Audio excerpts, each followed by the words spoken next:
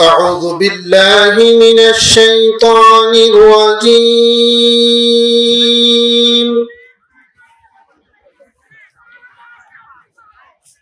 بسم الله الرحمن الرحيم.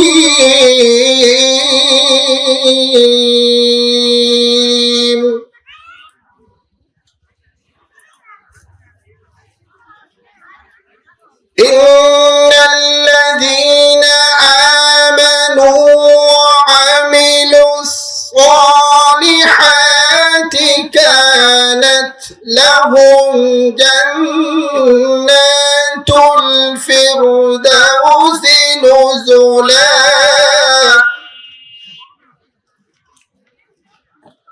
خالدين فيها لا يبغون عنها حولا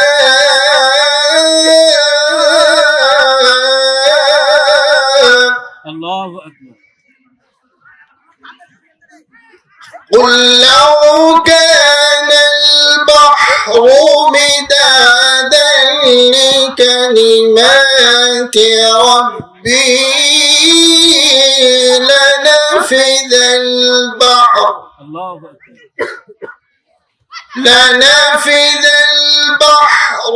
قبل أن تنفذ كلمات ربي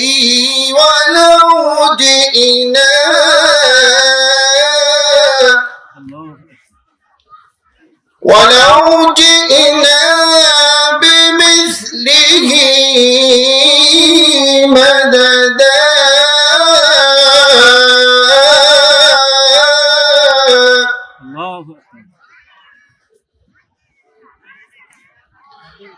قل إنما أنا بشر مثلكم يوحى إلي أنما إلهكم إله واحد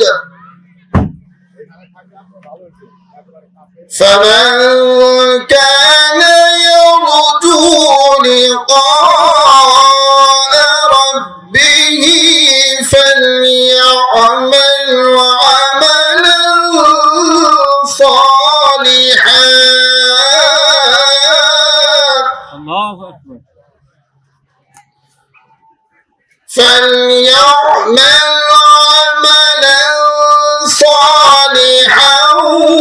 ولا يشرك بعبادة ربه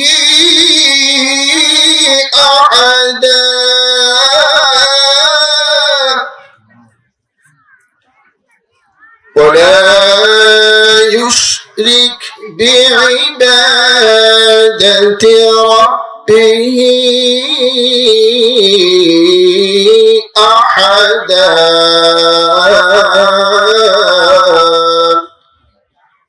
صدق الله العظيم. الحمد لله الذي جعل الشمس والقمر بحسبان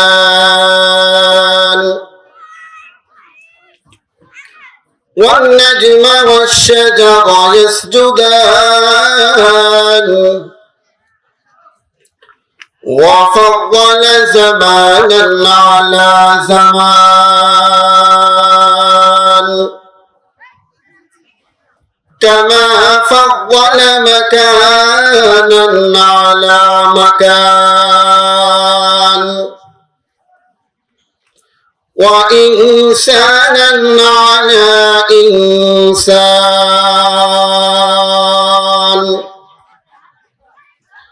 ونشهد أن لا إله إلا الله وحده لا شريك له ونشهد أن سيدنا وسندنا وحبيبنا وحبيب ربنا وطبيبنا وطبيب قلوبنا ومولانا محمد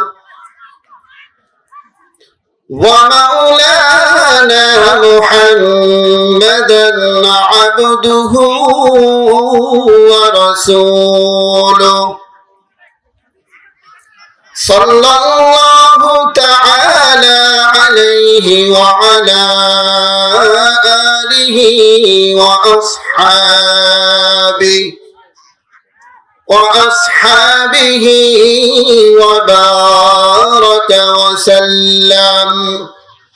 وبارك وسلم تسليما كثيرا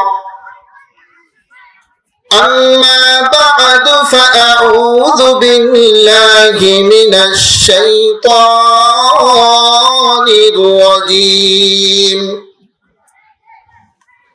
بسم الله الرحمن الرحيم قل إن كنتم تحبون الله فاتبعوني يحببكم الله ويغفر لكم ذنوبكم والله غفور رحيم. وقال النبي صلى الله عليه وسلم كل أمتي يدخلون الجنة إلا من أبى قيل من أبى قال من أطاعني دخل الجنة ومن عصاني فقد أبى أو كما قال النبي عليه الصلاة والسلام إن الله وملائكته يصلون على النبي يا أيها الذين آمنوا صلوا عليه وسلموا تسليما اللهم صل على سيدنا مولانا محمد وعلى آل سيدنا مولانا محمد اللهم صل على سيدنا مولانا محمد وعلى آل سيدنا مولانا محمد سبحانك لا علم لنا إلا ما علمتنا إنك أنت العليم الحكيم رب اشرح لي صدري ويسر لي أمري واحلل عقدة من لساني يفقه قولي بذكر الشهر چبینی در خروش است بذکر شهر چبینی در خروش است বলে দানা দরি মানা কে গোশাজ मैं बुलबुल बर गोलश तस्बीह खाने बहर खाने तस्बीह ज़बाने ذکر حق مبدداری روح را مرحبا مدعی دل مجروح را لا إله إلا الله لا إله إلا الله لا إله إلا الله লা ইলাহা ইল্লাল্লাহ লা ইলাহা ইল্লাল্লাহ লা ইলাহা ইল্লাল্লাহ লা ইলাহা ইল্লাল্লাহ লা ইলাহা ইল্লাল্লাহ লা ইলাহা ইল্লাল্লাহ লা ইলাহা ইল্লাল্লাহ লা ইলাহা ইল্লাল্লাহ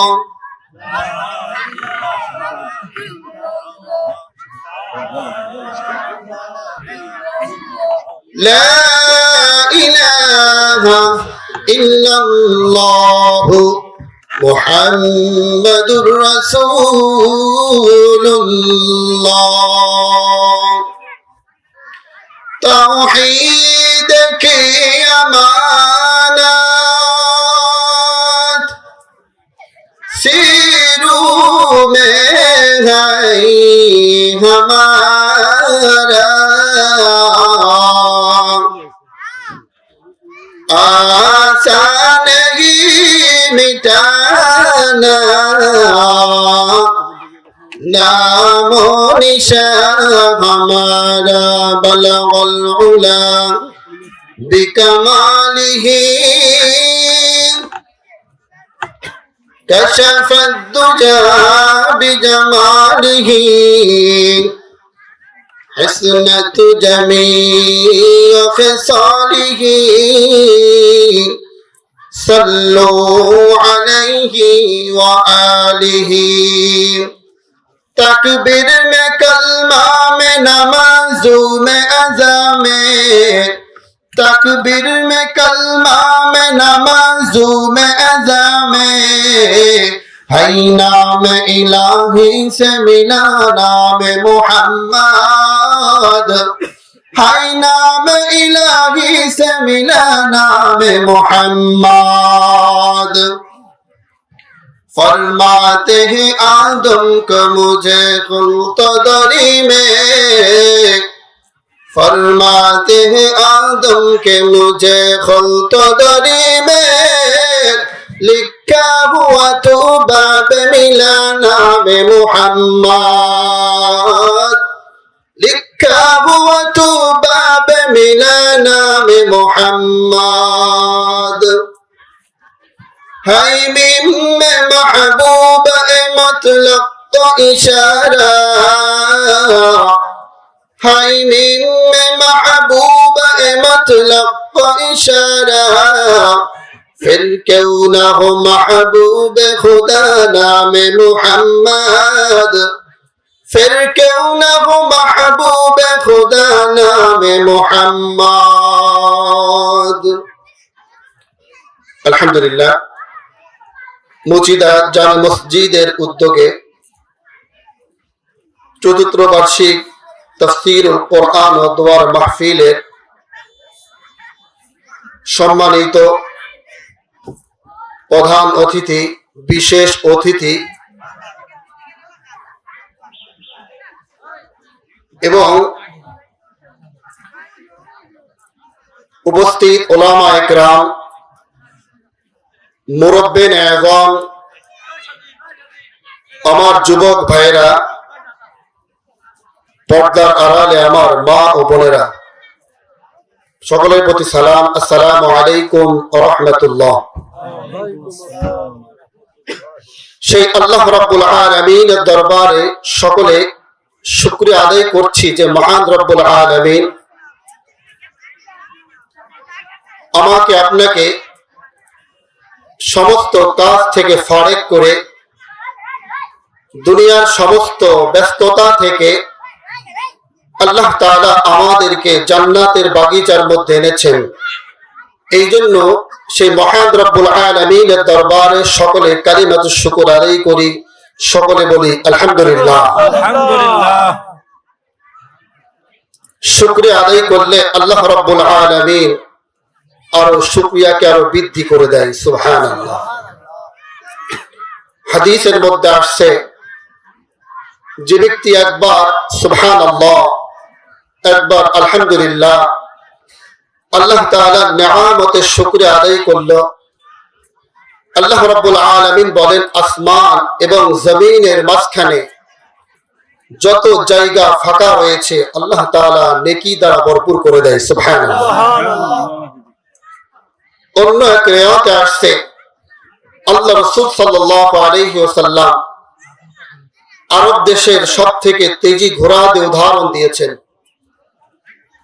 যদি কোনো বান্দা যদি একবার সুবহানাল্লাহ একবার আলহামদুলিল্লাহ যদি পাঠ করে,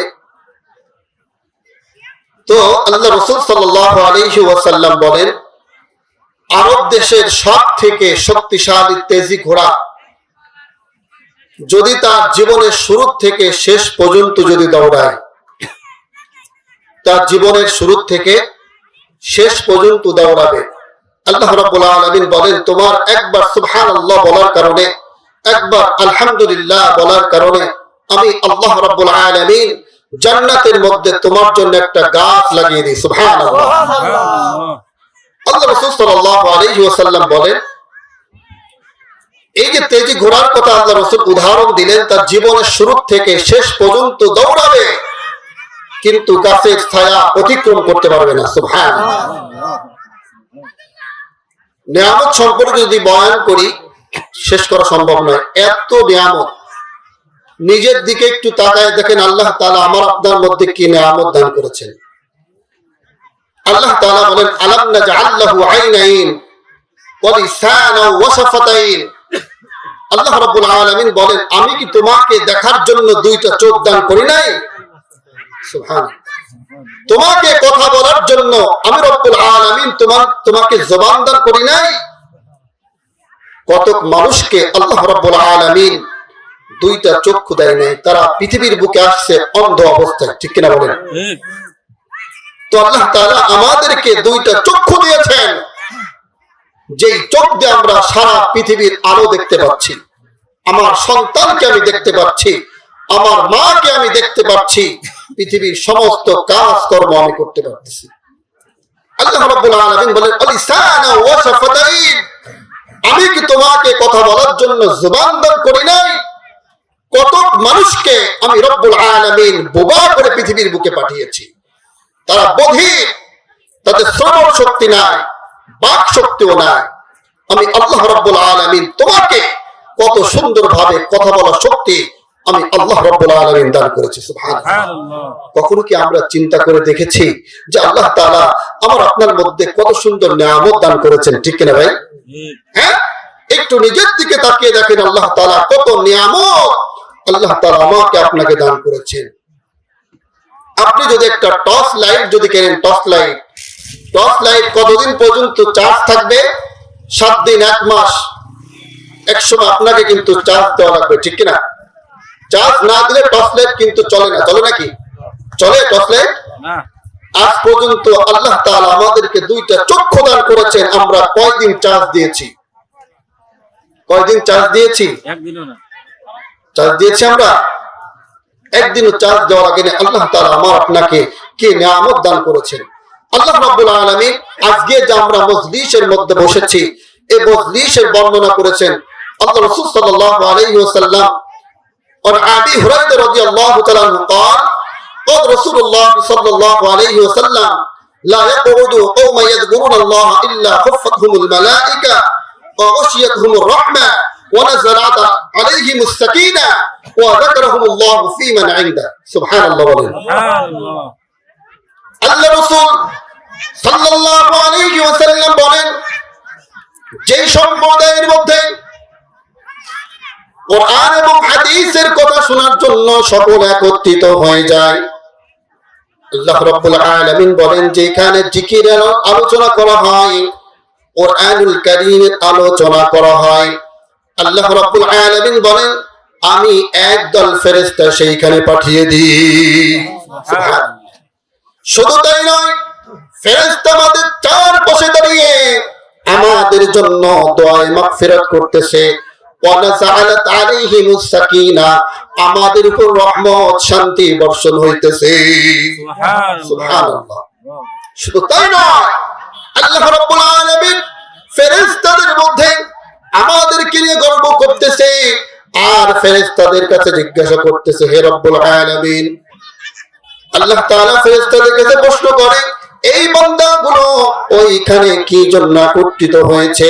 ফেরেশতারা বলে, আল্লাহ তুমি তো সবকিছুই তো জানো। আল্লাহ রাব্বুল আলামিন তবু আমার শুনতে মনে চায়।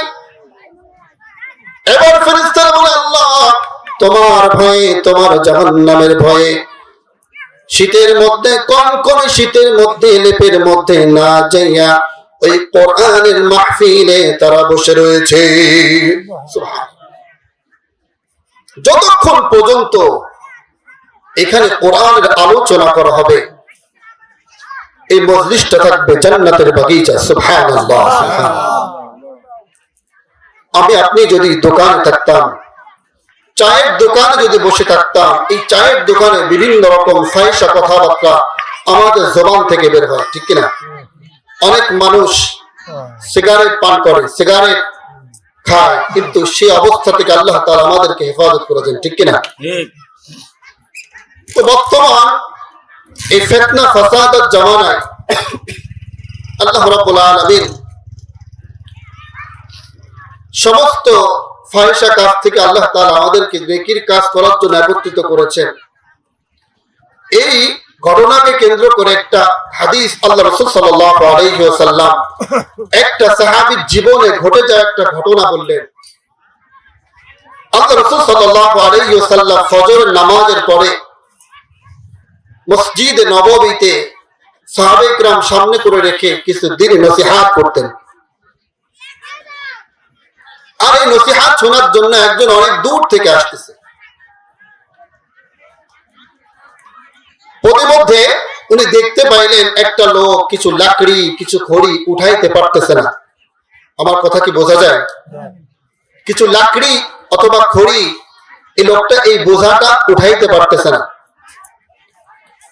সাহাবা কি করলেন? এই লাকড়িকে উঠানোর জন্য তার কাছে চলে গেলেন।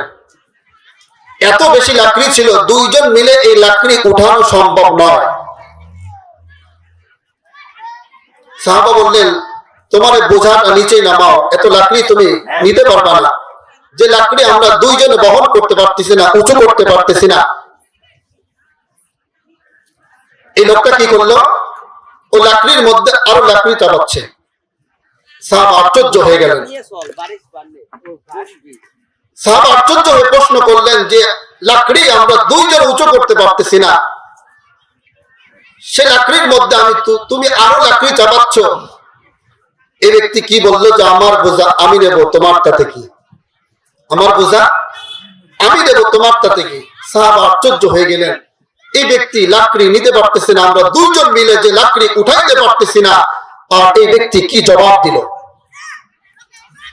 আল্লাহ রাসূলের সাহাবী রাসূল সাল্লাল্লাহু আলাইহি ওয়াসাল্লামের কাছে যে ঘটনা বর্ণনা করলেন, ইয়া রাসূলুল্লাহ সাল্লাল্লাহু আলাইহি ওয়াসাল্লাম, আমি প্রতিমধ্যেই যখন রওনা করলাম আপনার বয়ান শোনার জন্য, আমি দেখলাম রাস্তার মাঝে একটা লোক লাকড়ি উঠাইতে পারতেছে না, ইয়া রাসূলুল্লাহ।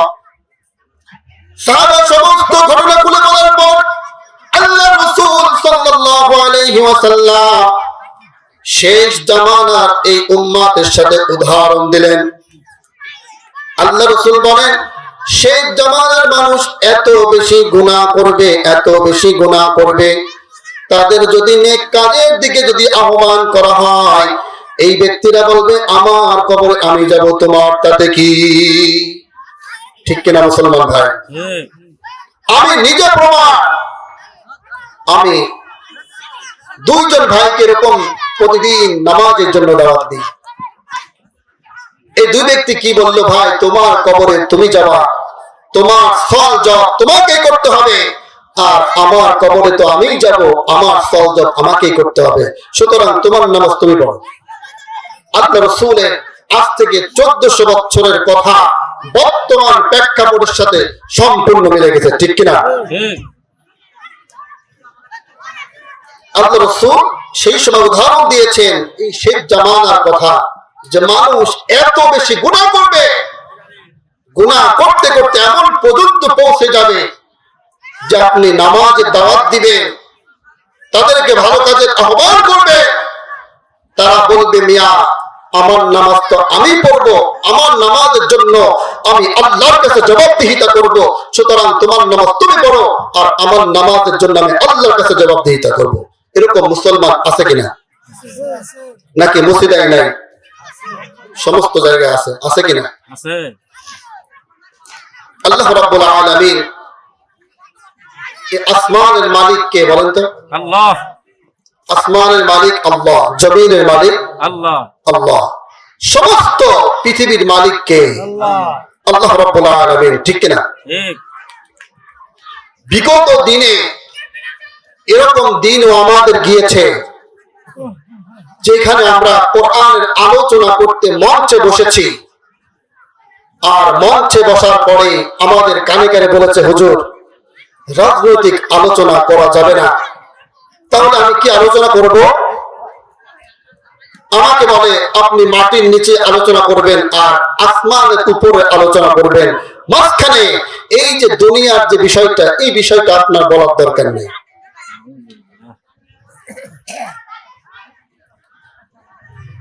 আপনারা বলেন কোরআনুল কারীমের মধ্যে আল্লাহ তাআলা অগণিত আয়াত দিয়েছেন রাজনৈতিক সম্পর্কে। আল্লাহ রাসূল সাল্লাল্লাহু আলাইহি ওয়াসাল্লাম নিজে রাজনীতি করেছেন, রাষ্ট্র পরিচালনা করিয়েছেন। আমরা অনেক জায়গায় দেখেছি কোরআনের মাহফিলের বাধা, কোরআনের মাহফিল হতে দেয় নাই, কিন্তু মমতাজের যদি গান হয় সেইখানে কোনো বাধা হয় না, ঠিক কিনা মুসলমান? যেখানে গাজীর গান হয় সেইখানে বাধা হয় না, কিন্তু কোরআনের আলোচনা করতে গেলে সেইখানে বাধা হয়। মনে রাখতে হবে মুসলমান, এই দেশ কারোর বাপের দেশ নয়। এই দেশ আমার আপনার মায়ের ইজ্জতের বিনিময়ে আমরা অর্জিত হয়েছি, অর্জন করেছি, ঠিক কিনা মুসলমান? হাজার হাজার লক্ষ লক্ষ ভাইয়ের রক্তের বিনিময়ে আমরা এই বাংলার জমিন পেয়েছি। সুতরাং সেইখানে কোরআনের আলোচনা করা যাবে না। আল্লাহ রাব্বুল আলামিন বলেন, তাবারাকাল্লাযী বিয়াদিহিল মুলকু ওয়া হুয়া আলা কুল্লি শাইইন কাদির। আল্লাহু আকবার। আল্লাহু আকবার। সর্বভৌমত্বের মালিক কে? আল্লাহ। যেখানে জমিন আল্লাহ, আইন চলবে কি জনগণের? কথা বলতে হবে মুসলমান, ভয় পান নাকি? না, ভয় পাই না। কোরআন, জমিন আল্লাহ, আইন চলবে কার? জনগণের। আল্লাহ। আইন চলবে কার? আল্লাহ। আল্লাহ। কিন্তু সেইখানে আইন চলতেছে জনগণের, ঠিক কিনা? হ্যাঁ, আইন চলতেছে জনগণের। আল্লাহ রাব্বুল আলামিন কোরআনের মধ্যে মদের বিষয় হারাম করেছে, আর তুমি মিয়া এটা হালাল করো না। তোমার বাপের কথা এটা। আল্লাহ তাআলা কোরআনের মধ্যে মদকে হারাম করেছেন। আমি বলি কিয়ামত পর্যন্ত যদি কোরআনকে পিছনে রেখে যদি হাজারকে হাজার বছর ধরে যদি রাষ্ট্র যদি এইভাবে পরিচালনা করা হয়, কোনদিন শান্তি আসতে পারে না, পারে না, পারে না, ঠিক কিনা মুসলমান? শান্তি আসবে না। সংবিধানে কোরআন দিয়ে আইন করতে হবে। কি দিয়ে আইন করতে হবে? কোরআন দিয়ে আইন করতে হবে সংবিধানে। আল্লাহ রাব্বুল আলামিন বলেন, ইন্না আনজালনা ইলাইকাল কিতাবা লিন-নাসি বিল হক। আল্লাহ রাব্বুল আলামিন বলেন, নিশ্চয় আমি হে রাসূল, আমি আপনার উপর সত্য কোরআন অবতীর্ণ করেছি। কি কোরআন? সত্য কোরআন। এই কোরআনের মধ্যে কি করে ভুল আছে? আল্লাহ রাব্বুল আলামিন বলেন, আমি কোরআনকে অবতীর্ণ করেছি কি জন্য? যে সমস্ত মানুষ বলে রাজনীতির আয়াত নাই, আমি তাদেরকে বলতে চাই, সূরা নিসা 105 নম্বর আয়াতের তাফসীর তুমি খুলে দেখো। আল্লাহ রাব্বুল আলামিন বলেন, ইন্না আনজালনা ইলাইকাল কিতাবা লিন-নাসি বিল হক لتحكم بين الناس بما أراك الله الله أكبر বলেন কোরআনের আয়াত শোনার পরে মুমিনদের মধ্যে স্পৃহা বেড়ে যায় ঠিক কি না কোরআনের আয়াত শোনার পরে মুমিনদের মধ্যে কম্পন সৃষ্টি হয় কি সৃষ্টি হয় এটা মুমিনের আলামত মুমিনের সিফাত মুমিনের বৈশিষ্ট্য যে কোরআনের আলোচনা যখন শোনে তাদের মধ্যে ঈমান বৃদ্ধি পায় তাদের মধ্যে কম্পন সৃষ্টি হয় এটা মুমিনের বৈশিষ্ট্য ঠিক কি না যারা কোরআনকে বাধা দিতে চায় আপনি বলেন আল্লাহ রাসূল সাল্লাল্লাহু আলাইহি ওয়াসাল্লামের জামানায় যারা কোরআনকে বাধা দেওয়ার চেষ্টা করেছিল এরা কি মুসলমান নাকি মুনাফিক না কাফের যারা কোরআনকে যারা বন্ধ করতে চায় আলোচনা যারা বন্ধ করতে চায় এরা কাফের আল্লাহ রাসূলের ঘরে চার কোণায় দাঁড়িয়ে আবু জেহেল আবু লাহাব উতবা শাইবা চারজন আল্লাহ রাসূলের ঘরে গভীর রাতে আল্লাহ রাসূলের মুখের কোরআনুল কারীম তেলাওয়াত শুনতেছে আল্লাহ রাসূল তেলাওয়াত করছেন তাহা মা আনজালনা আলাইকাল কুরআন লিতাশকা আল্লাহু আকবার আল্লাহ রাসূল পবিত্র কোরআনুল কারীম তেলাওয়াত করছে আর কাফের বেঈমান কিভাবে রাত অতিবাহিত হয়ে গেল তারা বুঝতেও পারল না যখন বহর হয়ে গেল আবু জেহেল মনে করলো এখন আর দাঁড়ানো ঠিক হবে না উতবা মনে করলো এখন আর দাঁড়ানো ঠিক হবে না শাইবা মনে করলো এখন আর দাঁড়ানো ঠিক হবে না তারা চারজনে মিলে যখন দৌড়িয়ে দিয়েছে একে অপরের গায়ের সঙ্গে ধাক্কা লেগে বলতেছে তুমি কে বলতেছে তুমি কে আবু জেহেল তুমি আবু লাহাব তুমি উতবা তুমি শাইবা এখানে কেন বলতেছে রাসূলের মুখের কোরআন শোনার জন্য এসেছে সুবহানাল্লাহ রাসূলের মুখের কোরআন শোনার জন্য এসেছি আবু জেহেল বললেন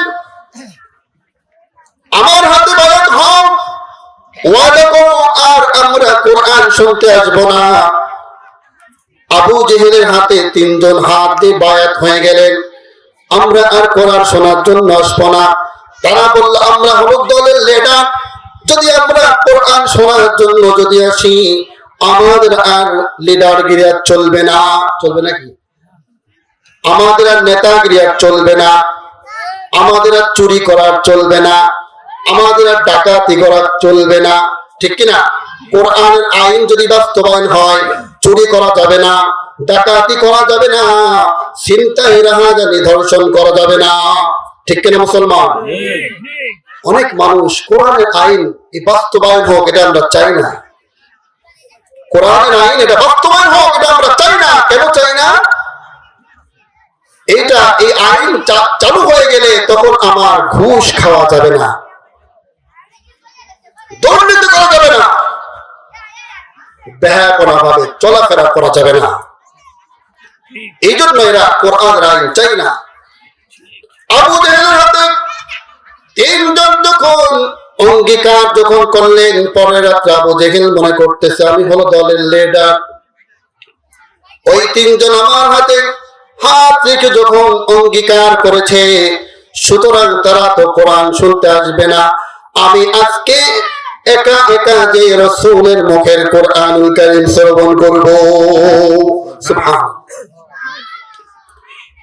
উতবা মনে করলাম আমাদের দলের লিডার আবু জেহেল যেহেতু নিজেই বলেছে আজকে সে কখনোই সে এইখানে কোরআনুল কারীম শোনার জন্য আসবে না আজকে কেউ যাবে না সুতরাং আমি আজকে একা একা যে রাসূলের মুখের কোরআনুল কারীম শ্রবণ করব উতবা কি মনে করল শাইবাও একই অবস্থায় তার মনের মধ্যে এই অবস্থা তৈরি হয়ে গেল আবার আগের দিনের মতোই চারজন আল্লাহ রাসূলের ঘরের চার কোণায় দাঁড়িয়ে আল্লাহ রাসূলের মুখের কোরআনুল কারীম শোনা আরম্ভ করে দিলেন সুবহানাল্লাহ আল্লাহ রাসূল তেলাওয়াত করছেন ইয়াসিন ওয়াল কুরআনিল হাকীম ইন্নাকা লামিনাল মুরসালিন। আল্লাহু আকবার। যখন বহর হয়ে গেল, আবু জেহেল মনে করলো এখন আর দাঁড়ানো ঠিক হবে না, উতবাও মনে করলো এখন আর দাঁড়ানো ঠিক হবে না, শাইবাও মনে করলো এখন আর দাঁড়ানো ঠিক হবে না। চারজন যখন আগের দিনের মতো যখন দৌড় দিয়েছে, আবার আগের দিনের মতো একে অপরের গায়ের সঙ্গে ধাক্কা লেগেছে। আবু জেহেল প্রশ্ন করলো, তুমি কে? আমি আবু লাহাব। তুমি কে? আমি উতবা। তুমি কে? আমি শাইবা। কি ব্যাপার, তোমরা কালকে অঙ্গীকার করার পরে কি জন্য রাসূলের জবানের কোরআন শোনার জন্য তোমরা আজকে এসেছো? তিনজন বলতেছে, মিয়া তুমি আমাদের লিডার, তুমি আসছো কেন? ঠিক কিনা? তুমি আমাদের লিডার বললে যে কোরআন শোনা যাবে না, আমাদের হাতে হাত দিয়ে আপনি অঙ্গীকার করালেন, তা মিয়া আপনি আসছেন কেন? কোরআন শোনার জন্য আপনি আসছেন কেন? আবু জেহেল বলতেছে, এইভাবে মানুষকে ঠেকায় রাখা যাবে না। কোরআন শোনা থেকে এটা এমন একটা জিনিস, সুতরাং কোরআন যেখানে আলোচনা করা হয়, যেখানে তেলাওয়াত করা হয়, সেখানে বাধা প্রদান করো, ডিস্টার্ব করো, যাতে কোরআন কারীমের আলোচনা, কোরআন কারীমের তেলাওয়াত না করতে পারে। এটা কি বন্ধ করা সম্ভব? আল্লাহ রাব্বুল আলামিন তাদের এই কথাকে পবিত্র কোরআনের মধ্যে রেকর্ড করে রাখলেন। আল্লাহ রাব্বুল আলামিন বলেন, আল্লাযীনা কাফারু লা তাসমাউ লিহাযাল কুরআন। আল্লাহু আকবার। لهذا القرآن والغوا فيه لعلكم تغلبون। তারা কি সিদ্ধান্ত নিল? যেখানে কোরআনের আলোচনা করা হবে, যেখানে জিকির আলোচনা করা হবে, তোমরা সেইখানে বাধা প্রদান করো, ডিস্টার্ব করো, যাতে পবিত্র কোরআনুল কারীম তারা তেলাওয়াত করতে না পারে। তেলাওয়াত করা বন্ধ করা যাবে না, তেলাওয়াত করা বন্ধ করা যাবে না। যে কথা বললাম, মুমিন যখন কোরআনুল কারীম যখন শ্রবণ করে, তাদের মধ্যে ঈমানটা বৃদ্ধি পায়। তাদের মধ্যে কি পায়? ঈমান বৃদ্ধি পায়। আল্লাহ রাব্বুল আলামিন বলেন, ইন্নামাল মুমিনুনা আল্লাযীনা ইযা যুকিরাল্লাহু ওয়াজিলাত কুলুবুহুম ওয়া ইযা তুলিয়াত আলাইহিম আয়াতুহু যাদাতুহুম ঈমানান ওয়া আলা রাব্বিহিম ইয়াতাওয়াক্কালুন। আল্লাহু আকবার। আল্লাহ রাব্বুল আলামিন এইখানে মুমিনের 5টা গুণ বর্ণনা করেছেন। 1 নম্বর গুণ হলো ইন্নামাল মুমিনুনা আল্লাযীনা ইযা যুকিরাল্লাহু ওয়াজিলাত কুলুবুহুম। 1 নম্বর গুণ হলো মুমিন যখন কোরআনুল কারীম যখন শ্রবণ করে, তাদের মধ্যে কম্পন সৃষ্টি হয়ে যায়। কি সৃষ্টি হয়ে যায়? কম্পন। তাদের মধ্যে ভয় সৃষ্টি হয়ে যায়। পবিত্র কোরআনের ভাষা শুনে, তাদের কোরআনের আলোচনা শুনে তাদের চোখ দিয়ে পানি বের হয়ে যায়। ঠিক কিনা? অনেক ভাইরা দেখবেন বয়ানের মধ্যে চোখ দিয়ে পানি বের হয়, ভাববেন এরা হলো মুমিন। ঠিক কিনা? এরা কি মুমিন? যাদের কোরআনের আলোচনা শোনার পরে চোখ দিয়ে পানি বের হয়, যাদের মধ্যে ভয় কাজ করে, যাদের মধ্যে কম্পন সৃষ্টি হয়, এই ব্যক্তি মুমিন। আল্লাহ তাআলা বলেছেন, আমি বলি না, আল্লাহ তাআলা বলেছেন। ঠিক কিনা? আল্লাহ রাব্বুল আলামিন 2 নম্বর বলেন, ইন্নামাল মুমিনুনা আল্লাযীনা ইযা যুকিরাল্লাহু ওয়াজিলাত কুলুবুহুম ওয়া ইযা তুলিয়াত আলাইহিম আয়াতুহু যাদাতুহুম ঈমানা। আল্লাহু আকবার। যাদাতুহুম ঈমানা, তুলিয়াত আলাইহিম আয়াতুহু যাদাতুহুম ঈমানা। 2 নম্বর, পবিত্র কোরআনের আলোচনা আলোচনা শোনার পরে তাদের মধ্যে ঈমানটা বৃদ্ধি হয়ে যায়। কি বৃদ্ধি হয়ে যায়? ঈমান বৃদ্ধি হয়ে যায়, তাদের ঈমান আরো মজবুত হয়ে যায়। ঠিক কিনা? আপনি এখানে বসার আগে আপনার মনের অবস্থা একরকম ছিল, কিন্তু বসার পরে পবিত্র কোরআনুল কারীমের আলোচনা শোনার পরে দেখবেন আপনার মনের মধ্যে একটু পরিবর্তন হয়েছে। ঠিক কিনা মুসলমান? এটা মুমিনের বৈশিষ্ট্য। ঠিক কিনা? এটা মুমিনের বৈশিষ্ট্য। আল্লাহ রাব্বুল আলামিন 3 নম্বর বলেন, ইন্নামাল মুমিনুনা আল্লাযীনা ইযা যুকিরাল্লাহু ওয়াজিলাত কুলুবুহুম وإذا تليت عليهم آياته زادتهم إيمانا وعلى ربهم يتوكلون। আল্লাহ রাব্বুল আলামিন বলেন 3 নম্বর গুণ হলো যারা তাদের রবের উপর যারা ভরসা করে, রবের উপর যারা ভরসা করে এরা হলো মুমিন। রবের উপর ভরসা, এবার এটা আবার কি? যদি একটা একদম ফুল দিই তাহলে আপনারা বুঝতে পারবেন রবের উপর ভরসা মানে কি। রবের উপর ভরসা করে যে কোনো অবস্থায় হোক না কেন তারা ভরসা করে কার উপর? আল্লাহ রাব্বুল আলামিনের উপর। আল্লাহ রাসূল সাল্লাল্লাহু আলাইহি ওয়াসাল্লাম সাহাবায়ে কেরামকে নসিহত করতেছেন। নসিহত যে বনি ইসরাইলের মধ্যে 3 যুবক ছিল। দেখেন আল্লাহর উপর ভরসা করার দৃষ্টান্ত আমি দিতেছি, এই দৃষ্টান্ত দেওয়ার জন্য এই উদাহরণটা টেনেছি। বনি ইসরাইলের 3 যুবক ছিল, নেককার যুবক। কি যুবক ছিল? নেককার যুবক ছিল। তারা 3 জন সফরে বের হয়েছে। কোথায়? সফরে বের হয়েছে। হঠাৎ করে বৃষ্টি ঝড় শুরু হয়ে গেছে। যখন বৃষ্টি ঝড় যখন শুরু হয়ে গেছে, 3 যুবক একটা গুহার মধ্যে আশ্রয় নিয়েছে। আর গুহার মধ্যে যখন 3 যুবক যখন ঢুকছে, সঙ্গে সঙ্গে একটা পাথর পরে মুখটা বন্ধ হয়ে গেছে।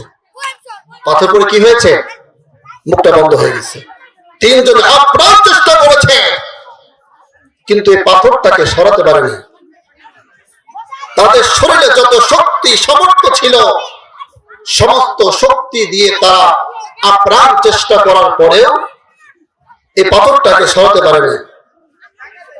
3 জন ব্যক্তি বলছেন, আল্লাহ তাআলা আমাদের এমন একটা বিপদের মধ্যে ফেলেছে, আমাদেরকে পরীক্ষা করছে। তোমরা কি করো? যদি তোমাদের যদি কোনো নেক আমল থাকে, তোমাদের যদি কোনো ভালো আমল থাকে, সেইটা আল্লাহর কাছে বলে সেই ওসিলায় এইখানে মাপ চাও। যদি তোমাদের জীবনে কোনো ভালো কাজ থাকে। একজন বলছে, আল্লাহ আমি যখন বাড়িতে যখন থাকতাম আমার নিজের বকরি দহন করে আমার মা বাবাকে আমি দুধ পান করাইতাম। একদিন কর্মে থেকে আসতে লেট হয়ে গেল, বাড়ি এসে দেখি আমার সন্তানরা ঘুমিয়ে পড়েছে, আমার মা বাবাও ঘুমিয়ে পড়েছে। আমি কি করলাম? আমি বকরির দুধ দহন করে আমার মায়ের শিওরে আমি দাঁড়িয়ে থাকলাম। আমি মনে করলাম মাকে যদি এখন ডাক দিয়ে ঘুমে ডিস্টার্ব হবে, আমি মাকে খাওয়ানোর আগ পর্যন্ত আমার সন্তানকেও আমি দুধ খাওয়াই নাই, আমি আমার সন্তানকেও দুধ পান করাই নাই, যতক্ষণ পর্যন্ত আমার মা দুধ না খাবে। গভীর রাত্রে, শীতের রাত্রে মায়ের যখন ঘুম যখন ভেঙে গেল, মা তাকে বলছে, কি ব্যাপার সন্তান? এবার সন্তান বলছে, মা আমার কর্মে থেকে আমার আসতে লেট হয়ে গেল, আমি এসে দেখি তোমরা 2 জনে ঘুমিয়ে পড়েছো। আমি কি করলাম? দুধটা নিজে দহন করে সুন্দরভাবে জাল দিয়ে গরম করে আমি তোমাদের শিওরে দাঁড়িয়ে আছি। এই জন্য আমি তোমাদেরকে ডাক দিই না, যাতে করে তোমাদের ঘুম ডিস্টার্ব হবে।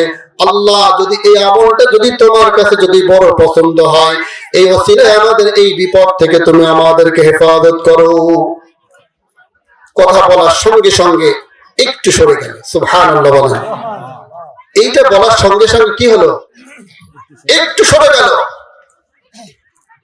2 নম্বর ব্যক্তি বলছেন, আল্লাহ আমার একটা মামাতো বোন, একটা খালাতো বোন ছিল, যার প্রতি আমি অনেক আশিক ছিলাম, আমি তার প্রেমে হাবুডুবু খাতাম। কিন্তু সেই আমার মামাতো বোন, আমার খালাতো বোন, সে ছিল দিনদার। সে একমাত্র ভয় করত আল্লাহকে। তাকে ভয় করত। আমি তাকে বিভিন্ন কায়দা কৌশলে আমি তাকে বুঝাইতে পারতাম না। একদিন সে অভাবে পড়ে গেল। অভাব যখন পড়লো, আমার কাছে এসে বলতেছে, ভাই আমার কিছু দিরহাম দিয়ে দাও।